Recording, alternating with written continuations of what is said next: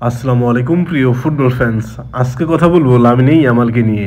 Lamine Yamal Copa del রের final ম্যাচে Real মাদ্রিদের বিপক্ষে দুটি কিন্তু অ্যাসিস্ট করেন গুরুত্বপূর্ণ সময়ে, যার কারণে বার্সা কিন্তু রিয়াল মাদ্রিদের 3-2 গোলের ব্যবধানে হারায়।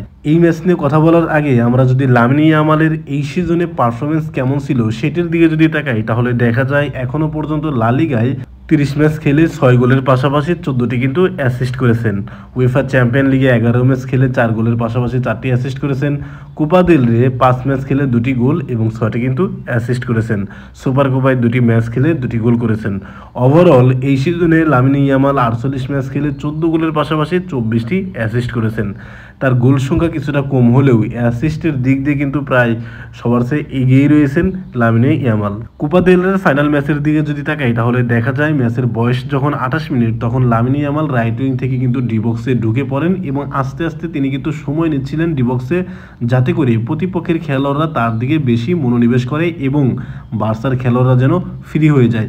দেখেন আস্তে আস্তে যখন ডিবক্সে ঢুকলেন, তখন কিন্তু লামিনে ইয়ামালের কাছে রিয়াল মাদ্রিদের 4 জন ফুটবলার কিন্তু চলে যায় এবং সেখান থেকে লামিনে ইয়ামাল আউটসাইড অফ ডিবক্সে কিন্তু পেদ্রির উদ্দেশ্যে দারুণ একটা পাস করে এবং পেদ্রি কিন্তু অনেক সময় পায় এবং দারুণ একটা কিকে কিন্তু গোলকিপার থিবো কর্তোয়াকে পরাস্ত করে এবং ম্যাচের 28তম মিনিটেই রিয়াল মাদ্রিদের বিপক্ষে বার্সা কিন্তু 1-0 গোলে এগিয়ে যায়। এই ম্যাচে লামিনে ইয়ামালের দ্বিতীয় অ্যাসিস্টের দিকে যদি তাকান, তাহলে দেখতে পারবেন লামিনে ইয়ামাল কিন্তু নিজেদের অর্ধ থেকে ফেরান তোরেসের উদ্দেশ্যে দারুণ একটা লং বল কিন্তু পাস করেন।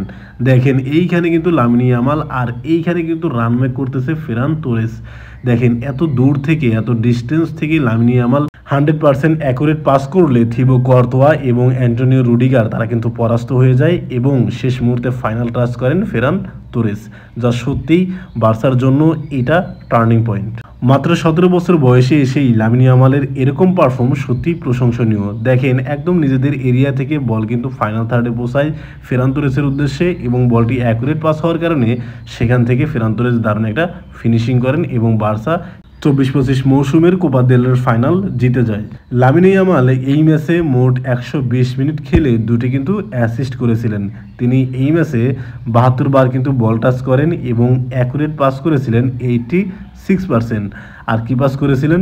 দুটি ক্রস, লং বল পাস, তারপর হচ্ছে বিগ চান্স ক্রিয়েট কিন্তু একাধিকবার করেছিলেন। ড্রিবল, অ্যাটেমিক, গ্রাউন্ড ডুয়েল সব জায়গায় কিন্তু একাধিকবার তিনি এই ম্যাচে সফল হয়েছিলেন। আর এই ম্যাচে লামিনে ইয়ামালের রেটিং ছিল 8.1। দেখেন গুরুত্বপূর্ণ এই সময়ে লামিনে ইয়ামালের এরকম পারফর্ম সত্যিই কিন্তু বার্সাকে রাইট একটা ট্র্যাকে রাখে। পুরো সিজন ধরেই লামিনে ইয়ামাল কিন্তু দারুণ ছন্দে রয়েছেন। সেই ছন্দের ধারাবাহিকতা বজায় রেখে কিন্তু তিনি ব্যালন ডিওর জয়ের যে টপ 5 লিস্ট সেখানে কিন্তু তিনি ঢুকে পড়েছেন। আর লামিনে ইয়ামালকে নিয়ে আপনার মন্তব্য কি? তিনি কি ব্যালন ডিওরের জয়ের টপ 3-তে থাকতে পারবেন? সেটা কিন্তু অবশ্যই কমেন্ট বক্সে জানাতে পারেন। ধন্যবাদ।